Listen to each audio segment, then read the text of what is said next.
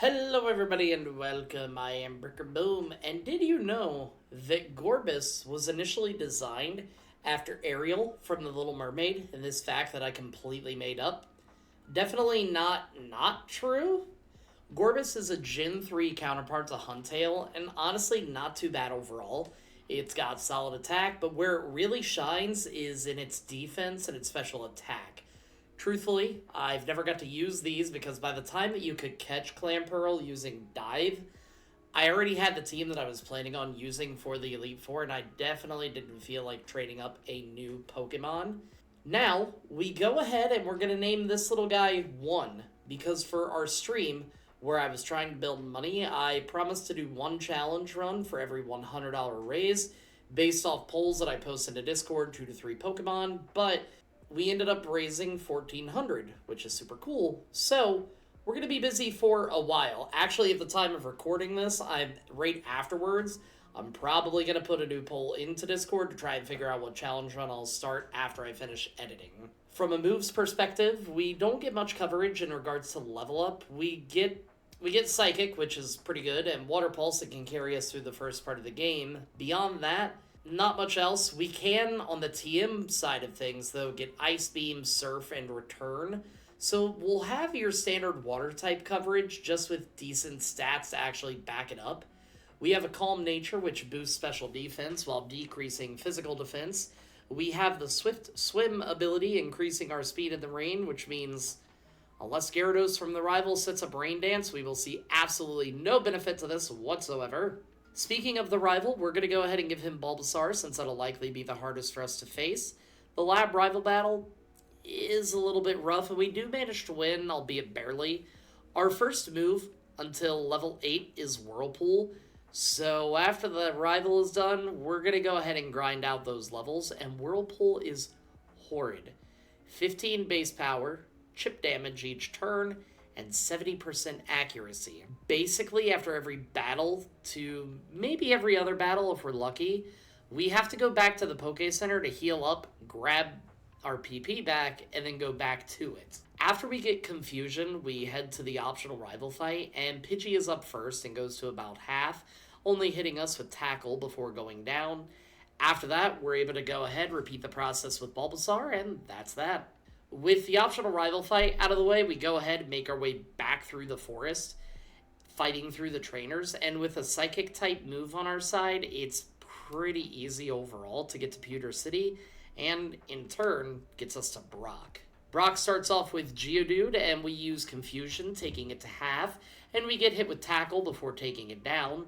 Onix is next, and we take it to half as it uses Bind. After that, it does hit us again into the yellow, but we swap over to Whirlpool, and it thankfully connects to take it down and win us the first badge. With the first badge out of the way, we head to Mount Moon, and it's at this time I'd like to remind you to like the video and subscribe to the channel. We're working on watch hours as always, and I think I might do a Pokedex entries video. I gotta do some research, but it'll either be weird Pokedex entries or maybe sad Pokedex entries, but let me know which one you'd rather see in the comments.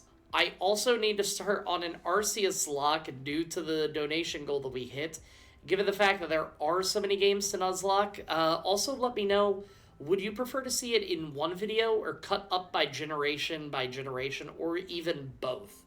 I also have that polled in Discord if you want to join. The link will be down below. Also, I didn't mention this last week, but we go ahead and take the Dome Fossil because that's the only one that matters. With us gaining access to Cerulean, that gives us two options to choose from. We could either fight the gym leader or we can fight the rival. Now, we do try to fight Misty just for funsies, and if you watch the footage here, Staryu isn't a problem because we can at least do neutral damage. But once the Starmie comes out, that's where things go downhill for us, and without too much of an issue, Misty is able to take us down. So, if that's the case, let's go ahead and attempt to fight the rival. Also, I'm wearing a wrist brace, and trying to decipher some of my misspellings is kind of rough. So if anything doesn't make sense, well, that's my bad. I'm pretty sure it's just tendonitis. At least I hope it is, and not carpal tunnel. I'm only 34. But anyway, let's go ahead and hit that rival fight. Pidgeotto's up first, so we do solid damage, as it uses Quick Attack, then we take it to a Sliver before knocking it out after a few misses. But we don't have much HP remaining.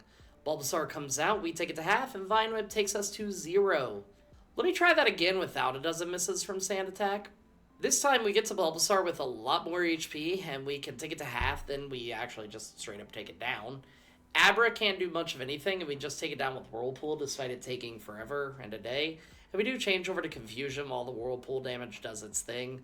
Last but not least is Rattata, and Confusion takes a Diallo, confuses it, and it smacks itself, letting us take it down pretty easy. From there, we'll go ahead, head to the route to the north, and level up a bit on the trainers. If for some reason we still can't beat Misty, we're still leaving some of the trainers up here that we can face, and then down south there's a few, and then if absolutely needed, there is the ship. I doubt we'll need it, but you never know. Now at this level, Misty starts with Staryu, and we take it to yellow, and it smacks itself, then it goes down. Starmie is out and uses Swift, and we use Water Pulse, confusing it as well as it hits us. We take it to yellow, and we're thankfully avoiding confusion, and we take it to just outside healing range, and it doesn't use Recover for some reason, so we're actually able to take it down to win the battle, and that lets us move on. From there, we'll go ahead, head to the ship, and we have some trainers that we can face there. For the most part, I'm not too worried about the additional trainers. I just want to grab the items that we may need to actually use or to sell for extra money. So with that, we'll go ahead and face the rival, but now that his Bulbasaur has evolved, this could actually be a little bit tricky for us. Pidgeotto hits us first with Quick Attack, and we take it to red and get the confusion, and the rival withdraws. And we hit Ivysaur with a weak Water Pulse, confusing it as well. We swap to Confusion for the super effective damage, taking it to red, and it Leech Seeds us. We do take it out, but we are most definitely on a timer now. After that, he sends the injured bird back out, and we take it down, even with the little bit of healing it gets. Next out is Eradicate, and we go right around half with Leech Seed and take it down with one Water Pulse. And then Kadabra is the last one out. It misses its attack, and we take it down to win the battle with one more clean shot. I'm trying to think if I can remember a time that the rival actually withdraws the Pidgeotto this early into a run. I've seen it with the final rival fight, but I don't know if I've seen it this soon. Anyway, with that, we'll go ahead and give the captain a little Bricker Boom TLC, grab cut, and then we can go to the gym. This one, I think, can definitely provide some issues for us, but we'll see how it goes. If it goes too bad, we can fight plenty of trainers along the way to the cave and always double back if needed. Also, still hate the trash can puzzle all these years later, but let's fight Surge. Surge first starts with Voltorb, and it uses Screech to soften us up as we use Water Pulse, taking it down in one go. Next out is Pikachu, who is, well, it's a Pikachu, so it goes down with the Water Pulse as well. Finally, you have Raichu as it sets up Double Team, and we still connect with Water Pulse, taking it to right about half and confuse it. Surge uses a full heal to get rid of the confusion, and we manage to connect again, taking it down to win the battle and the badge. Alright, so with that battle done and out of the way, we have some travel ahead of us, and it actually goes pretty well. We do have to be careful about PP usage, just to make sure, but once we get to the next town, we'll be able to get some upgrades. First, we'll upgrade Confusion to Psychic, because even though we do learn it, if we have it as we go into Erica and Koga, that'll help us a lot more than leveling up to get it. Then, you have Ice Beam, which is a good way to be able to take down the dragons, and more importantly, an extra option for the rival. But for now, let's go ahead, we'll try to fight Erica, and if that goes badly, we'll go ahead and take on Giovanni. Erica first starts off with Victory Bell, and we open with Psychic, taking it down. Tangela is horrible, so it's one-shotted as well. Then, you have Vileplume, and Psychic takes it down as well to win us a pretty easy battle. Okay, well, speaking of Giovanni, I guess we'll go ahead and fight him now. After that, we can go back to the tower, take on the rival, and see how things go there. At this point, as most runs usually are, we're kind of over-leveled due to the amount of mandatory trainers. So I don't think that we'll run into too much trouble, to be honest, until we at least get to Fuchsia City, given the fact that that's about the time the levels start to take a pretty drastic jump. Giovanni first starts with Onyx, and we're able to take it down with Water Pulse, because of course we do. Rhyhorn is next, so we can take it down as well. Then, finally, Kangaskhan is out, and we take it to almost half as it uses Bite. Next turn, we actually crit it with a Water Pulse, and that takes it down to win us the battle. Alright, so we'll go ahead, grab Fly, and the Pokemon that can use Fly, and then from there, we'll go ahead and head back to a literal graveyard where people are mourning their fallen Pokemon, where our rival decides, hey, you know what? This is a great place for a battle because it's thematic. With Pidgeotto being first, we open with Ice Beam, shrugging off a weak quick attack and taking it out. Next out is Ivysaur, and we swap over to Psychic, downing it as well. Then Gyarados is up, and that'll likely be the hardest for us to face as time goes on. But today we freeze it with Ice Beam and knock it out before it can do much else. Then you have Growlithe, and Water Pulse takes care of it, and Kadabra's also a one-shot, so that actually wins us the battle. Alright, so we're about halfway through or a little further in the game, so it's time that we go ahead and talk about Gorebyss. For the most part, I kind of feel like this Pokemon and Huntail are pretty well forgotten, whether it be the design or just the fact that not many people get Clamperl, or just only think of Clamperl. This one kind of gets swept under the rug. With that being said, though, I do like it. Evolved Pokemon naturally do have, obviously, better stats than the Prevos, but even so, this one is doing better than I would have thought. The fact that we get access to Psychic and Ice moves definitely helps overcome that Grass weakness, and as we go into the back half of the game, there's actually going to be plenty of gyms that we have some kind of advantage in. For now, though, what do you guys think of the new Mega Evolution that just got dropped? There are still 17 Kanto Pokemon that have not received an Evo, Prevo, or Mega Evolution, so maybe we'll see more of that in the newest game. I am on the fence about the Dragonite. I both love and hate it at the same time. I think that the wings are a little bit doofy, but at the same time, everything about Dragonite is definitely not elegant by any means. It is just 100% a goofball, so I guess it kind of makes sense to a degree. I have a feeling, though, that you probably want to see the Koga fight, so let me go ahead and get that going for you. Koga's up first with Psychic, and Koga's up first, so we open with Psychic, taking down the Coughing in one shot. Then it's out to Muck, and we use Psychic, taking it to a little under half, lowering its special, and all it does is use Minimize, so we can take it down as well. Then Coughing comes out, and we take it down, and then finally, you have Wheezing, and Psychic takes it to a sliver of HP as it uses Smokescreen. Next turn, Koga heals up, and we end up missing our attack. We do connect with a Surf, and Sludge connects for solid damage and poisons us. Then we just start missing for a few turns as it beats us down to 30 HP before we finally connect, taking it out and winning the badge. Now that we can get to Silphco, we'll go ahead and try to fight the rival. If we can't win, the good news is we have plenty of trainers and vitamins to go around the entirety of the building. Pidgeot is first, and we open with Ice Beam, taking it down in one go. Now, he has a Venusaur, and we Ice Beam it, taking it to red, and Razor Leaf hits for really solid damage, but hey, at least we take it down. Problem is, next out is Gyarados, and it's able to just go ahead and finish us off from there. Alright, so with that being the case, we'll go ahead and go around the entirety of the building, just like we talked about, grabbing each of the vitamins we can and fighting through as many of the trainers as we can. After gaining a few levels and a few stats from the vitamins, we head back to the rival and see if things go any differently for us. As Pidgeot comes out, we use Amnesia to tank hits a little bit better as Wing Attack connects, and then we take it down with Ice Beam. Next out is Venusaur, and Ice Beam takes it to red as it actually misses Sleep Powder, so we can take it down. Then it's out to Gyarados again, and we take it to half with Ice Beam as it bites us, and we take it down. Then you have Growlithe up next, and we use Surf, taking it down in one go. Finally, you have Alakazam, and we use Surf again, taking it down to win the battle. Time to fight Giovanni, and I gotta imagine this won't be too bad for us. Nidorino's up first, so we open with Psychic, taking it down in one go. Nidoqueen comes out, and we use Psychic again, taking it to yellow as Body Slam connects, and then we take it down. Kangaskhan comes out, we use Surf, taking it to red as it uses Tail Whip, and then we can take it down. And then last up is Rhyhorn, and we can take it down with Surf, winning us the battle. Time to fight Sabrina, who... well, I have a feeling that Sabrina is probably going to go just about the same. Sabrina first starts off with Kadabra, and we open with Surf, taking it down in one shot. Then you have Mr. Mime, and we can take it down pretty easily as well. Venomoth comes out, and we use Ice Beam, taking it to red as Psybeam hits for, well... hey, you know what? It did damage. It did its best. Sabrina heals, we take it back to red. Sabrina heals again, and then 2 turns later, we just knock it out. Alakazam is her last Pokemon, and it uses Calm Mind, which is a little scary. We take it to yellow. It only uses Future Sight, so we can take it down without any issue. From there, it's off to Cinnabar Island, and after like a 2-month hiatus, I'm finally back into watching My Hero Academia. I'm about to get into Season 5. I have no clue what to look forward to. There were some deaths in the literal end of the series that was spoiled for me, but hey, it's all about the journey, right? Anyway, let's go ahead and get through the Burnt Mansion and then we'll fight Blaine.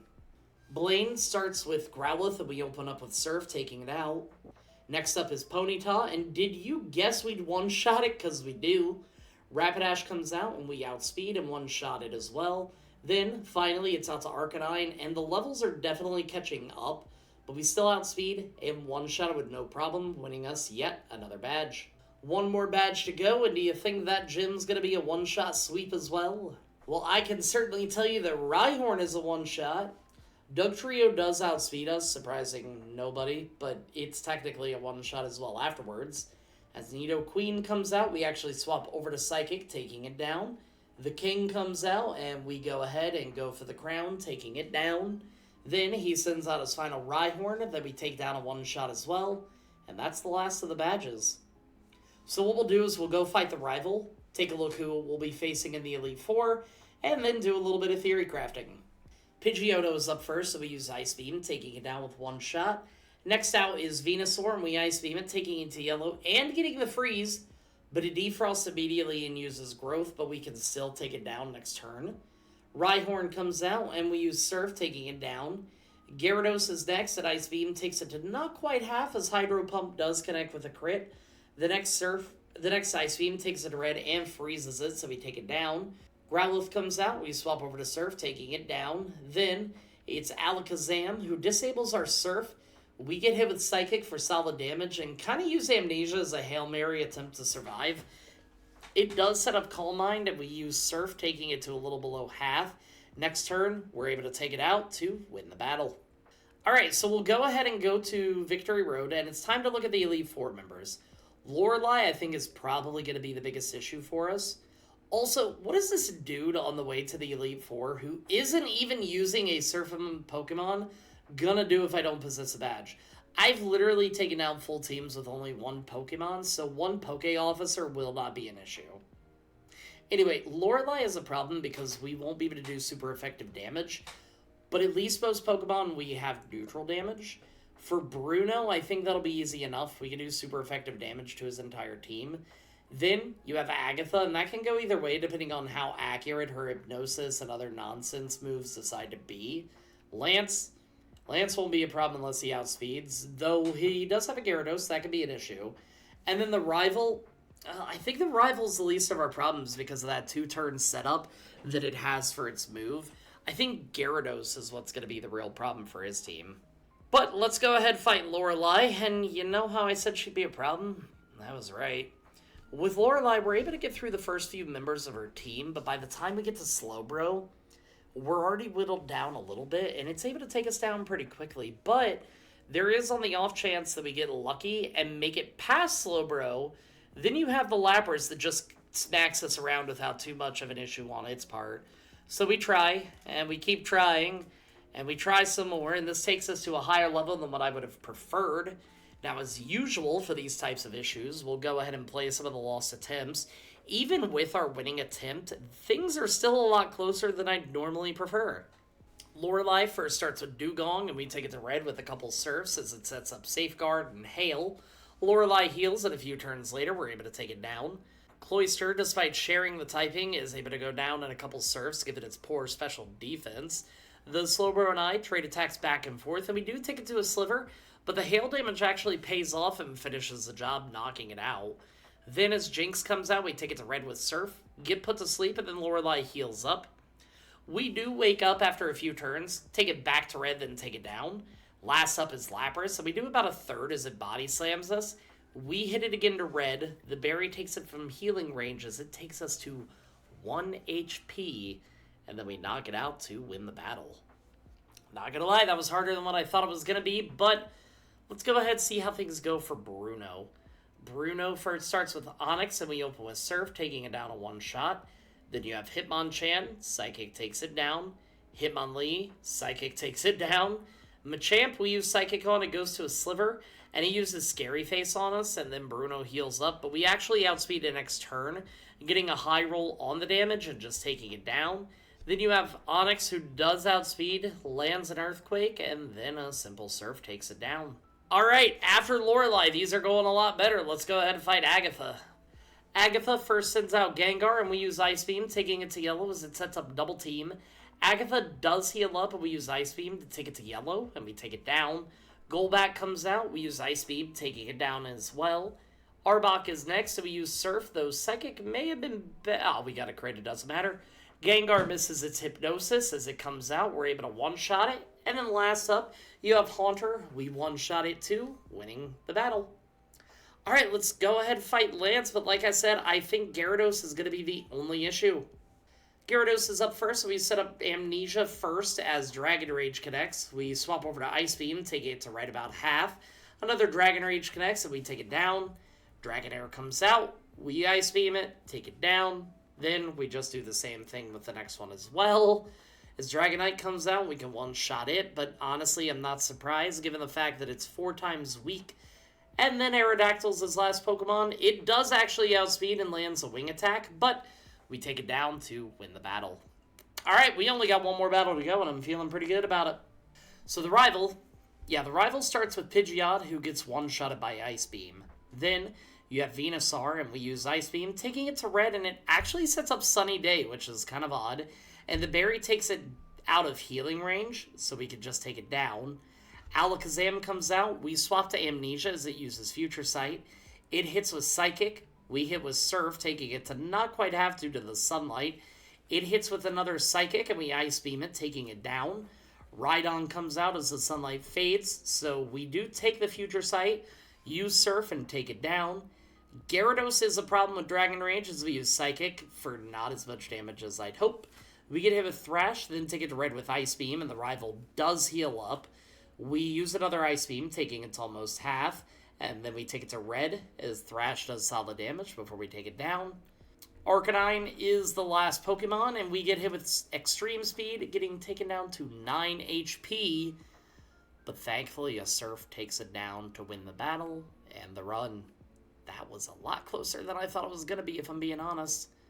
But everyone, I hope that you enjoyed that run, and hopefully you'll enjoy the next 13 of them as well. Like I was saying, I will have to start on that Arceus lock soon, though I'm going to have to bounce between doing that on and off stream, given the fact that this is probably going to take months, because, again, I still have a full-time job. If you want to help decide what the next challenges are going to be, make sure to join the Discord. Got about 3.5 weeks till the kiddo goes back to school, so I'm starting to ease back into the more difficult challenges, which I'm honestly happy to do so. I'll try to keep you guys in the loop for everything, and I hope y'all are excited for fall. Also, I get to see the new Superman movie this weekend, so that should be fun. And, as always, if you like the video, even if you didn't like the video, hit the like and subscribe button, because it really does help me out. And until next time, everybody, peace out!